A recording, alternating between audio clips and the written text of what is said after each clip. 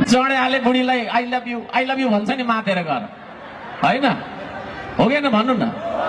भएभरको घरको खर्च चाहिँ सबै सिद्ध्याउँछ रक्सी खाएर, अनि आई लभ यू बुढी भन्छ भन्दैन। लभ नै गर्ने भनेदेखि त त्यसरी रक्सी खाएर पैसा सिद्ध्याउनु हुँदैन नि त, होइन र?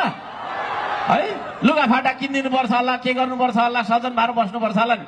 त्यस्तै खालको जडियाले माया गर्छु नेपाललाई भने बुढीलाई भने जस्तो हावामा मुखले मात्रै माया गर्छु नभन्नु होला, छातीमा हात राखेर भन्नु, साथमा साक्षी राखेर तपाईलाई यो देशको माया लाग्छ।